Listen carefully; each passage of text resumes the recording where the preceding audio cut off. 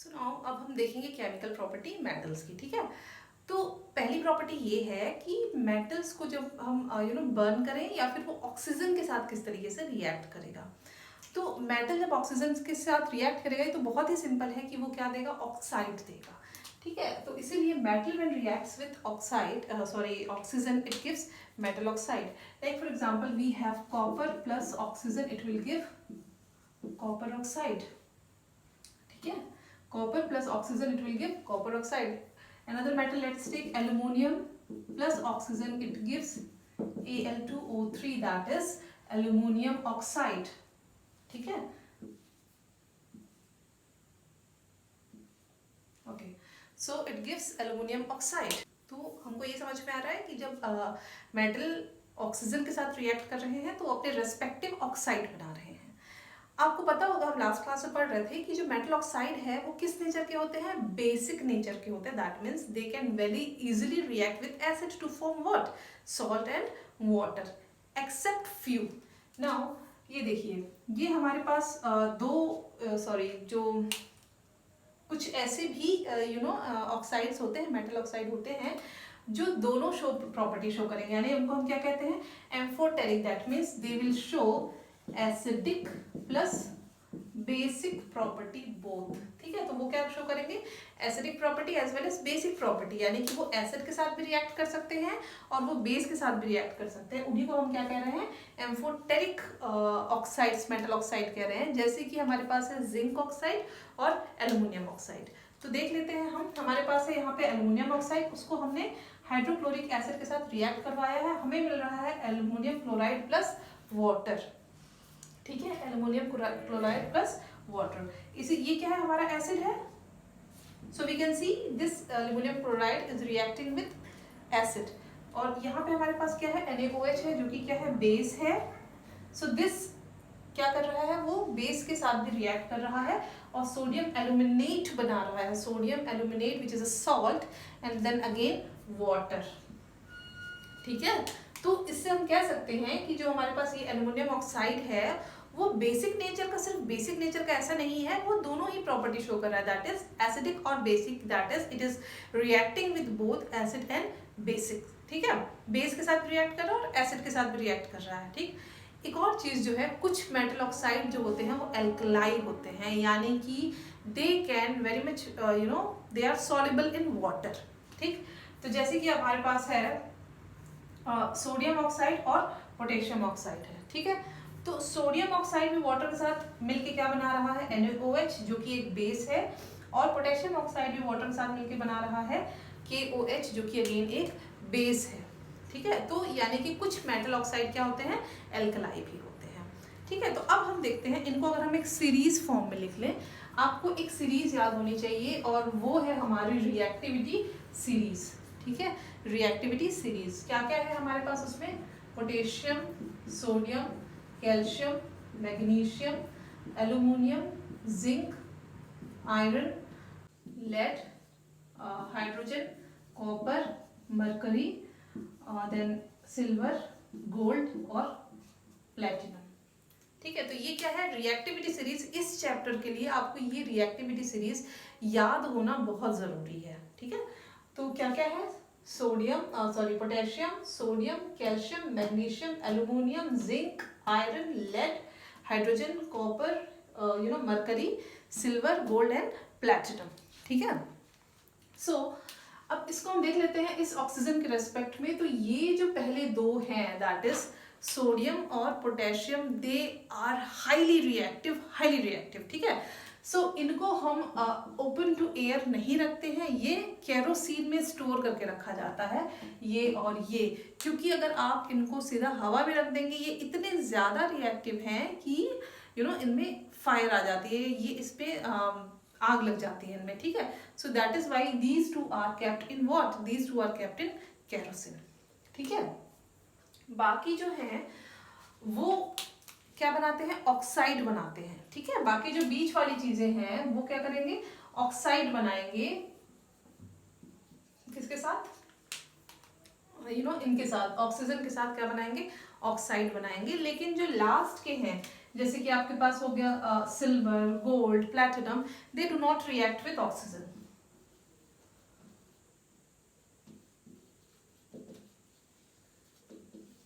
They do not react.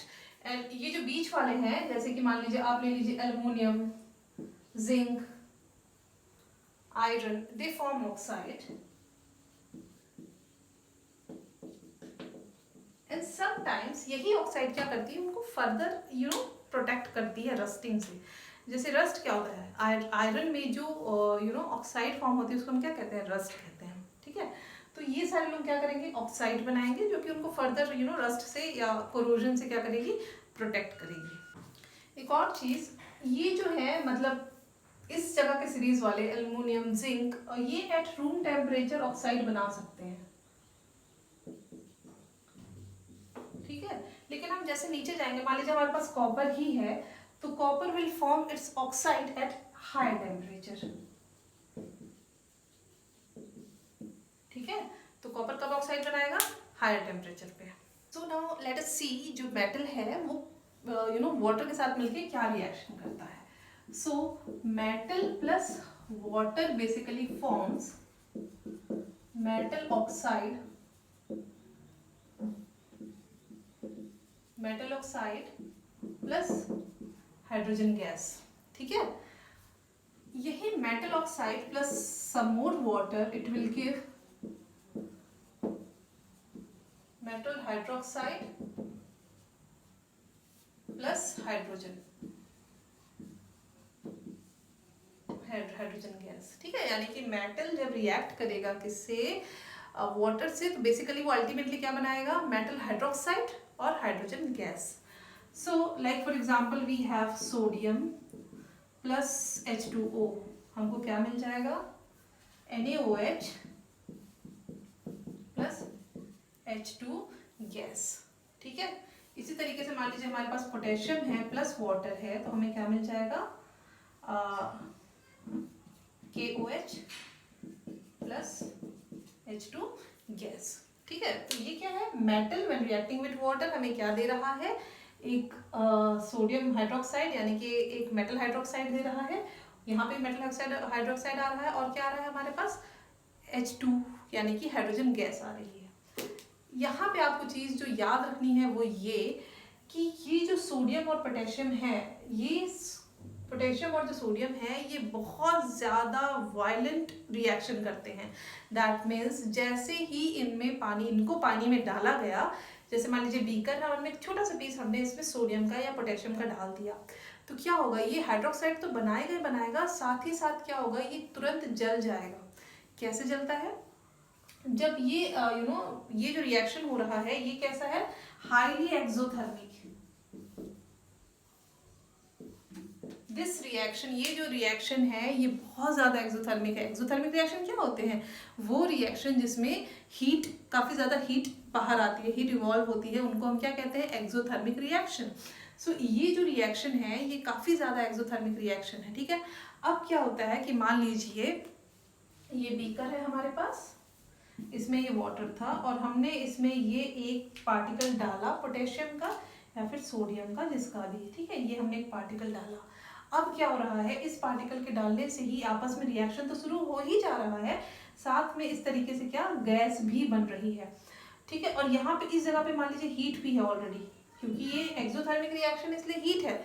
अब जैसे ही ये हाइड्रोजन गैस, जैसे ही ये हाइड्रोजन गैस इस हीट के कांटेक्ट में आ रहा है, वो जल जा रही है गैस। ठीक है, वो क्या हो जा रही है, जिसको आप विजिबली देख सकते हो, यानी कि क्या हो जाती है, वो आग लग जाती है वहां पे।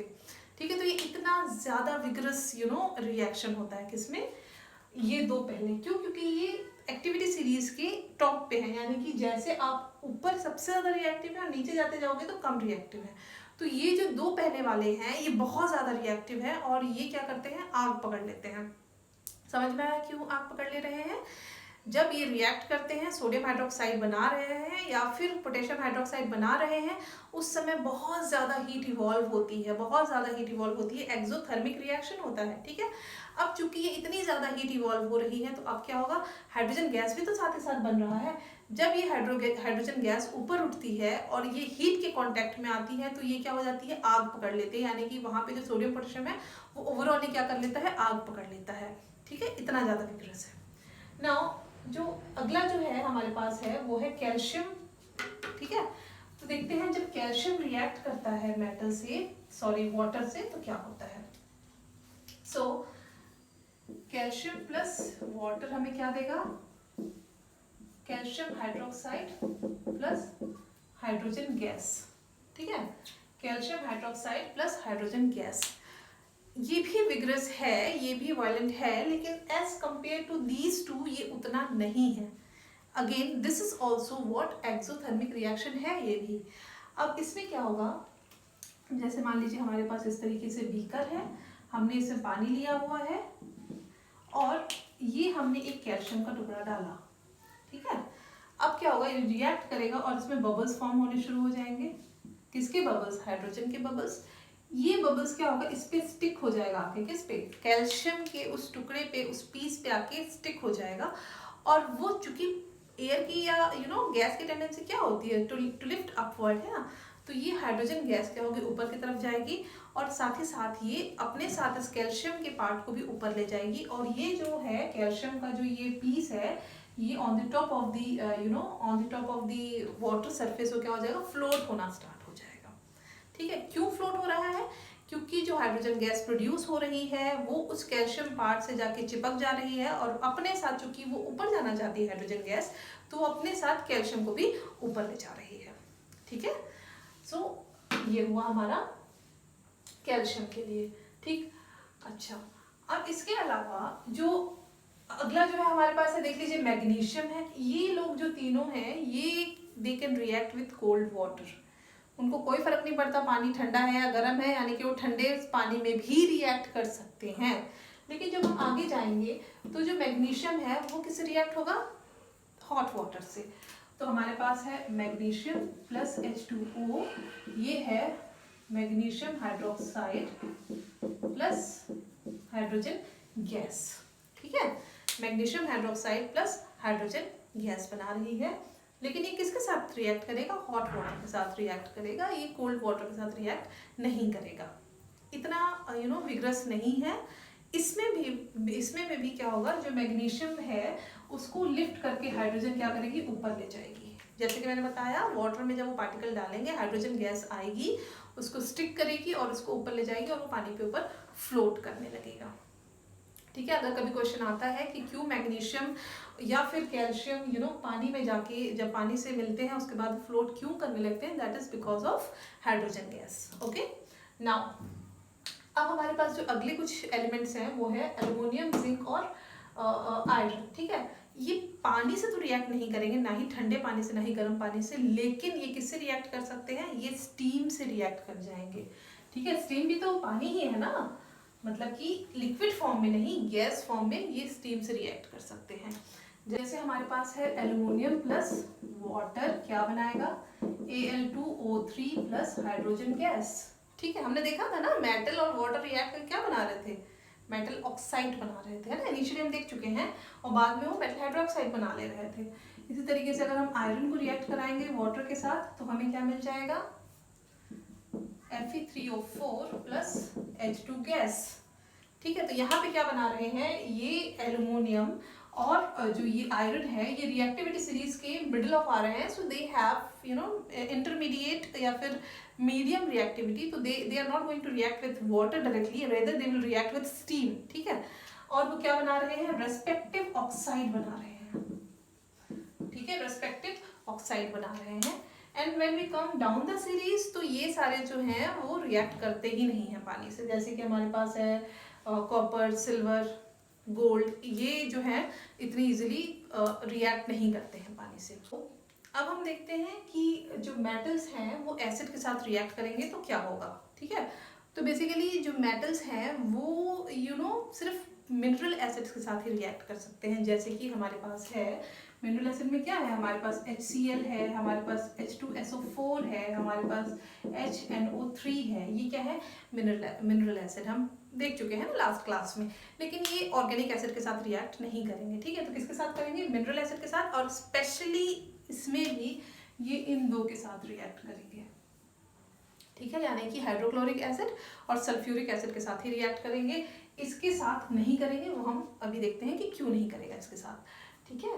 तो जैसे कि हम देख लेते हैं, रिएक्शन देख लेते हैं। मान लीजिए हमारे पास है मैग्नीशियम प्लस HCl, क्या देगा, magnesium chloride plus hydrogen gas, एक सॉल्ट प्लस हाइड्रोजन गैस। जैसे हमारे पास है एल्युमिनियम, तो क्या देगा, HCl करेंगे तो aluminium chloride plus hydrogen gas, ठीक है। हमारे पास है आयरन और HCl करेंगे तो हमें मिल जाएगा iron chloride plus hydrogen gas, ठीक है। तो इस तरीके से हमने देख लिया, ये HCl के साथ रिएक्ट करके एक सॉल्ट बना रहा है और उसके साथ ही साथ हाइड्रोजन गैस बना रहा है। इसको H2SO4 के साथ रिएक्ट करके देख सकते हैं हम लोग। जैसे कि हमारे पास है मैग्नीशियम प्लस H2SO4, तो क्या देगा, magnesium sulphate plus hydrogen gas. जैसे हमारे पास है जिंक H2SO4, तो ये क्या देगा, zinc sulphate plus hydrogen gas, ठीक है। तो डिपेंड करेगा, ये जो सॉल्ट बना रहा है ये सब क्या है, ये वाले लाइन वाले क्या है, सब ये सॉल्ट है और ये हाइड्रोजन गैस है। तो डिपेंड करेगा ये किसके साथ रिएक्ट हो रहा है, किस पर्टिकुलर एसिड के साथ रिएक्ट हो रहा है, उस एसिड के अकॉर्डिंग वो सॉल्ट बनाएगा और क्या बनाएगा, हाइड्रोजन गैस बनाएगा, ठीक है। अब एक बहुत इंपॉर्टेंट चीज है यहाँ पे, वो ये कि वो मेटल जो हाइड्रोजन के ऊपर है वही सिर्फ एसिड से रिएक्ट करेंगे, और जो नीचे हैं हाइड्रोजन के, यानी कि कॉपर, मरकरी, सिल्वर, गोल्ड, ये सारे एसिड से रिएक्ट नहीं करेंगे। कौन करेंगे, जो इसके ऊपर है हाइड्रोजन के इस एक्टिव रिएक्टिविटी सीरीज में जितने भी ऊपर हैं सिर्फ वही रिएक्ट करेंगे और नीचे वाले रिएक्ट नहीं करेंगे। एक और चीज, आप इनको बिल्कुल ट्राई मत करिएगा एसिड के साथ रिएक्शन करवाने के लिए, क्योंकि ये बहुत डेंजरस है। वो अपने आप में इतने रिएक्टिव हैं कि वो पानी के साथ और हवा के साथ इतनी इजीली रिएक्ट कर जाते हैं। तो आप इमेजिन कर सकते हैं कि वो एसिड के साथ क्या करेंगे, वो ब्लास्ट ही कर देंगे ना वहाँ पे। So please don't try that, यानी कि आप इन दोनों को रिएक्ट नहीं करवा सकते हो एसिड के साथ। इट इज नॉट एडवाइजेबल, ठीक है, it is very dangerous. Now अब मैं बात कर रही थी HNO3 की, यानी कि जो हमारा नाइट्रिक एसिड है, मैं उसके बारे में बात कर रही थी, ठीक है। तो इसमें क्या होता है बेसिकली, देखिए ये जो है एक स्ट्रॉन्ग ऑक्सीडाइजिंग एजेंट है। ऑक्सीडाइजिंग एजेंट क्या होता है, वो एक ऐसा सब्सटेंस जब वो किसी के साथ रिएक्ट करेगा तो वो साथ वाले को ऑक्सीडाइज कर देगा, यानी कि अपना जो ऑक्सीजन है वो उसको दे देगा और उसको ऑक्सीडाइज कर देगा, ठीक है। तो इन स्पाइट ऑफ एसिड, ये एसिड तो है और उसको सॉल्ट बनाना चाहिए, लेकिन ये क्या होता है, HCl और H2SO4 के तरीके से ये उसके साथ सॉल्ट नहीं बनाता मेटल के साथ, बल्कि वो उसको ऑक्सीडाइज कर देता है। तो ये जो हमारा एसिड है ये क्या है, एक ऑक्सीडाइजिंग एजेंट के तरीके से काम करता है, इसीलिए क्या होता है, रिएक्ट नहीं करता है मेटल के साथ, ठीक है। लेकिन किसके साथ कर सकता है, सिर्फ मैग्नीशियम के साथ वो रिएक्ट कर सकता है। Okay, so this was about कि मेटल और एसिड किस तरीके से रिएक्ट करते हैं। लेट अस सी कि अब जो मेटल होता है वो किसी दूसरे मेटल के सोल्यूशन के साथ किस तरीके से रिएक्ट करता है, ठीक है। हम देख लेते हैं, मान लीजिए हमारे पास ये एक बीकर है, कंटेनर है, और एक ये है, ठीक है। इसमें हमने डाला कॉपर सल्फेट और इसमें आयरन सल्फेट, ठीक है। साथ ही साथ इसमें एक कील डाल दी हमने, ये किसकी है, आयरन की कील है, कील है मतलब नेल है, और इसमें हमने एक नेल डाल दिया किसका, कॉपर का। समझ रहे मैं क्या बता रही हूँ, पहले वाले में फर्स्ट, इसको मैं फर्स्ट नाम दे देती हूँ, इसको मैं सेकंड दे देती हूँ, ठीक है। पहले वाले बीकर में मैंने इसके अंदर जो सोल्यूशन लिया है वो कॉपर सल्फेट सोल्यूशन है, दूसरे वाले बीकर में जो मैंने सोल्यूशन लिया है वो है आयरन सल्फेट सोल्यूशन, ठीक है। अब इन दोनों में कैसा रिएक्शन होगा, किस तरीके का रिएक्शन होगा, यही हमारा जो टॉपिक है, मेटल में solution of other metal. Copper भी मेटल है, आयरन भी मेटल है, दोनों का सोल्यूशन है हमारे पास। अब हम देख रहे हैं कि आयरन कॉपर सोल्यूशन के साथ कैसे रिएक्ट कर रहा है और कॉपर आयरन सोल्यूशन के साथ कैसे रिएक्ट कर रहा है। तो इसको हम लिख सकते हैं Fe प्लस CuSO4 हमें क्या देगा, इसी के साथ साथ Cu प्लस FeSO4 से हमें क्या मिलेगा। ये आप इसके पहले भी पढ़ चुके हो कि जब आयरन नेल को हम कॉपर सल्फेट में डुबाएंगे तो ये क्या करेगा, इसके ऊपर एक ब्राउन कलर का लेयर जमा लेगा और जो ये कॉपर सल्फेट जो ब्लू कलर का सोल्यूशन था वो कैसा होगा, वाइटिश होने लगेगा, डल मतलब फेड होने लगेगा, क्योंकि जो इसमें का सल्फेट था, किसमें का, जो इस सोल्यूशन का सल्फेट था जो कि कॉपर के साथ अटैच था, वो अब आयरन के साथ अटैच होके FeSO4 बना ले रहा है। ठीक है, आयरन के साथ अटैच होके क्या बना ले रहा है, FeSO4, और वो छोड़ दे रहा है किसको, कॉपर को। कौन सा रिएक्शन था, ये था डिस्प्लेसमेंट रिएक्शन, हमने पहले यूनिट में पढ़ा है ना। सो क्या हो रहा है, आयरन जब कॉपर सल्फेट के साथ रिएक्ट कर रहा है तो वो क्या हो रहा है, आयरन सल्फेट बना ले रहा है, यानी कि वो कॉपर को यहाँ से डिस्प्लेस करा दे रहा है, भैया तुम हटो यहाँ से जाओ, है ना, और वो खुद SO4 के साथ आ जा रहा है। ठीक है, तो ये क्या कर रहा है, फेरस सल्फेट बना ले रहा है, कॉपर को अकेला छोड़ दे रहा है। चूंकि कॉपर को अकेला छोड़ दे रहा है, इस सोल्यूशन में अब कोई सल्फेट नहीं बच रहा है, तो ये कैसा हो जा रहा है, डल हो जा रहा है, सोल्यूशन फेड हो जा रहा है, और यही जो सल्फेट है वो आपको यहाँ पे एज अ ब्राउन कलर उस आयरन नेल के ऊपर आपको दिखता है। इसमें आते हैं अब अगले रिएक्शन में, क्या हमको ऐसा मिलेगा, CuSO4 प्लस Fe, ऐसा मिलना चाहिए क्या, नहीं, ऐसा नहीं मिलेगा। ठीक है, ऐसा कोई रिएक्शन नहीं होगा। अब क्यों नहीं होगा उसको हम अगेन इस रिएक्टिविटी सीरीज से समझते हैं। ठीक है, कि ऐसा क्यों नहीं होगा। तो अब देखो, इस रिएक्टिविटी सीरीज में हमारे पास आयरन है यहाँ पे और कॉपर है यहाँ पे। ठीक है, तो मेटल जो है अगर ऊपर है इस रिएक्टिविटी सीरीज में, अगर मेटल, सिर्फ मेटल यानी कि आयरन जो मेटल है वो कैसे है, कॉपर के सोल्यूशन से, जो सोल्यूशन बना रहा है, देखो दो मेटल यहाँ पे यूज हो रहे हैं, एक जो है सिंपल प्योर मेटल और एक सोल्यूशन वाला मेटल। ठीक है, एक प्योर मेटल और एक सोल्यूशन के साथ जो मेटल है। तो अगर वो प्योर मेटल यानी कि जो सिर्फ मेटल है उस सोल्यूशन वाले मेटल के ऊपर है, ठीक है, जिस मेटल से सोल्यूशन बना है उससे इस रिएक्टिविटी सीरीज में ऊपर है, तभी वो इस सोल्यूशन में से सल्फेट आयन को रिप्लेस कर पाएगा। ठीक है, अदरवाइज वो नहीं कर पाएगा। ठीक, तो इस केस में Fe क्या ऊपर है कॉपर से, हाँ बिल्कुल है, और कॉपर नीचे है। लेकिन जब मैं ऐसा लिख रही हूँ तो देखो, जो प्योर मेटल है अगर मैं उसको लिखूंगी, इसको अगर मैं सोल्यूशन बनाऊं तो ये हमारे लिए मेटल हो जाएगा, तो ये मेटल तो नीचे आ गया ना, इसीलिए क्या होगा कि ये वाला जो रिएक्शन है ये पॉसिबल नहीं है, there will be no such reaction. कब होगा, जब ये ऊपर रहेगा। ठीक है, मान लीजिए यहाँ पे जिंक होता, जिंक कहाँ पे है हमारे पास, ये है, अगेन ऊपर है, तो हाँ वहां पे भी रिप्लेसमेंट होता या डिस्प्लेसमेंट होता, तो ये हो जाता जिंक सल्फेट प्लस कॉपर। ठीक है, तो हम लिख सकते हैं कि एक मेटल दूसरे मेटल को तभी रिप्लेस कर पाएगा उसके सोल्यूशन से अगर वो एक्टिविटी सीरीज में या रिएक्टिविटी सीरीज में उस सोल्यूशन वाले मेटल के ऊपर आता हो तो। ठीक है, लेट्स सी कि मेटल्स और नॉन मेटल्स आपस में कैसे रिएक्ट करते हैं। ये हमारे पास कुछ कॉन्फ़िगरेशन है, ये हमारे पास है मेटल, ये हमारे पास है नॉन मेटल। ठीक है, यानी कि आपको ये सिर्फ दिखाने के लिए कि देखिए इनके लास्ट ऑर्बिट में 1 2 3 इलेक्ट्रॉन हो सकते हैं, इनके नॉन मेटल के 5 6 7 6 7 इस तरीके से इनके नॉन मेटल के लास्ट ऑर्बिट में इलेक्ट्रॉन हो सकते हैं। ठीक है, तो हमको पता है कि जब बॉन्ड बनेगा तो लास्ट के दो लास्ट के ऑर्बिट आपस में इलेक्ट्रॉन को क्या करते हैं, शेयर करते हैं। ठीक है, तो जैसे मान लीजिए हमें बनाना है सोडियम क्लोराइड NaCl, यानी कि एक मेटल एक नॉन मेटल से जब कंबाइन हो रहा है। बात करते हैं सोडियम की यानी कि Na की, कितना है उसका 11 है एटॉमिक नंबर, और इसीलिए इसका कॉन्फ़िगरेशन होगा 281। लेकिन मैं आपको स्टार्टिंग में ही बता चुकी हूँ कि ये क्या करेगा, अपना एक इलेक्ट्रॉन को लॉस करेगा, यानी कि जो Na281 है वो क्या हो जाएगा Na28 प्लस 1 इलेक्ट्रॉन। ठीक है, प्लस 1 इलेक्ट्रॉन, यानी कि क्या बन जाएगा, ये बन जाएगा कैटायन। ठीक है, इलेक्ट्रोपॉजिटिव चार्ज बन जाएगा। सिमिलरली अगर मैं क्लोरीन की बात करूं, Cl कितना है हमारे पास क्लोरीन 17, यानी कि ये किस तरीके से हम लिख सकते हैं 287, ठीक है।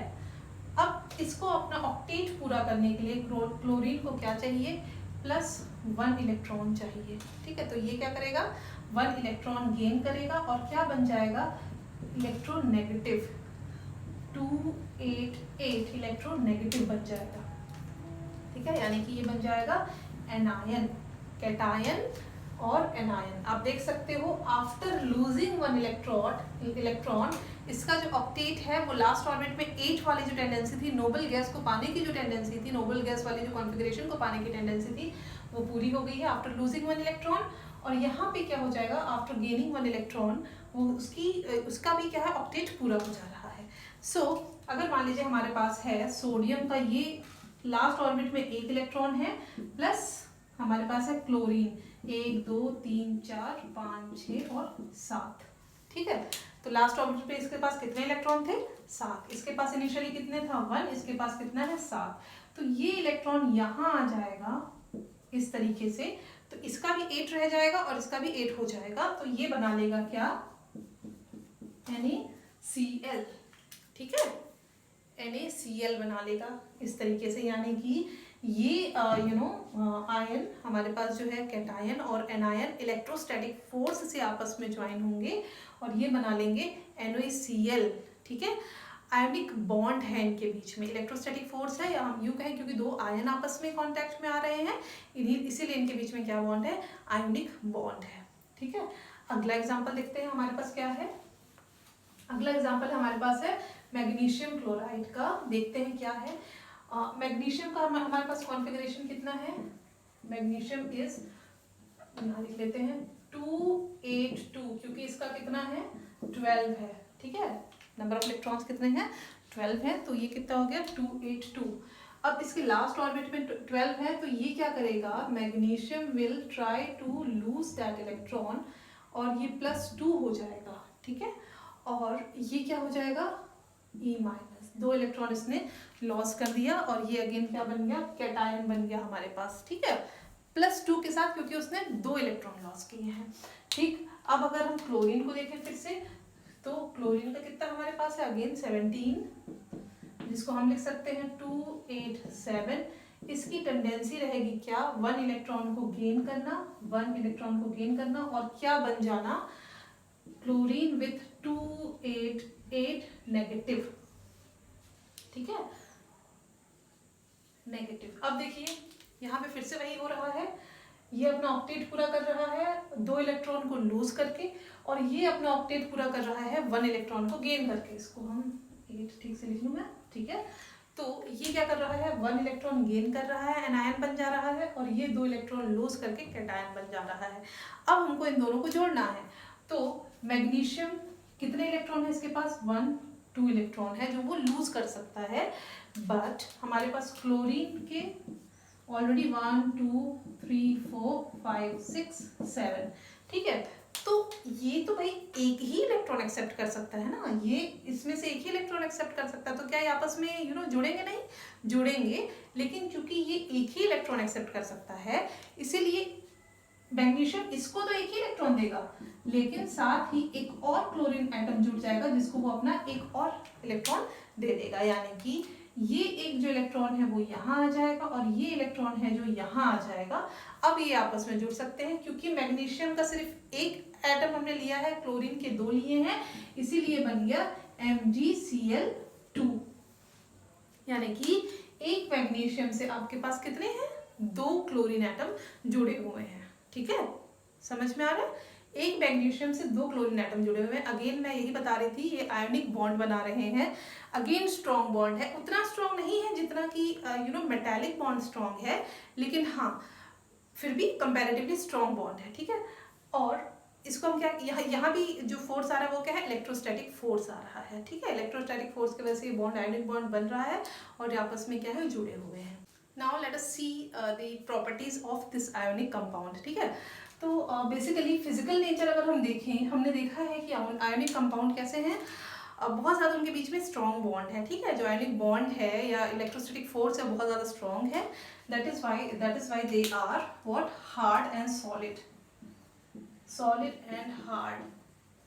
किस वजह से है? क्योंकि उनका बॉन्ड बहुत ज़्यादा स्ट्रॉन्ग है, that is why they are hard and solid. दूसरा अगर हम देखें melting point and boiling point, ठीक है, अगर इनका मेल्टिंग पॉइंट और बॉइलिंग पॉइंट देखें तो चूंकि इनका बॉन्ड काफ़ी स्ट्रॉन्ग है, नेगेटिव पॉजिटिव आपस में अटैच है, इसलिए ये बॉन्ड बहुत ज़्यादा स्ट्रॉन्ग है, ठीक है। तो ये क्या होगा, इसका जो इन बॉन्ड को ब्रेक करना इट्स नॉट दैट ईजी। तो अगर आप बॉन्ड को ईजिली ब्रेक नहीं कर पा रहे हो, दैट मीन्स उसका मेल्टिंग पॉइंट और बॉइलिंग पॉइंट क्या हो जाएगा? हाई हो जाएगा। ये क्या हो जाएगा? High. That means ionic compound they have high melting and boiling point, ठीक है, क्योंकि बॉन्ड इतना ज्यादा स्ट्रॉन्ग है कि आप उसको तोड़ ही नहीं पा रहे हो। जब तक आप बॉन्ड टूटेगा नहीं तब तक वो मेल्ट या बॉयल नहीं होगा, ठीक। Next we have solubility, so they are soluble in water, ठीक है। ये जो है ionic compounds they are soluble in water, लेकिन वो केरोसिन और पेट्रोल में सॉल्युबल नहीं है। Then coming to the next last one, conduction, यानी कि कंडक्ट करते हैं कि नहीं करते हैं। तो इनकी 3 स्टेट है, ठीक है। एक तो है व्हेन फॉर्मिंग सोल्यूशन, वाटर के साथ जब सोल्यूशन बना रहे हैं तब, सॉलिड स्टेट और लिक्विड स्टेट, या हम इसको मोल्टन कह लें, ठीक है। तो जब ये सोल्यूशन बना रखे हैं, ये अपने सोल्यूशन फॉर्म में है, वाटर के साथ सोल्यूशन बना रहे हैं, यस दे विल कंडक्ट, ठीक है, क्योंकि आयंस जो है इजिली इधर उधर मूव कर पाएंगे सोल्यूशन में। बट अगर ये सॉलिड फॉर्म में है, in that case it is not going to conduct, ions intact है, क्लोजली पैक्ड है, नहीं मूव कर पा रहे हैं, ठीक है।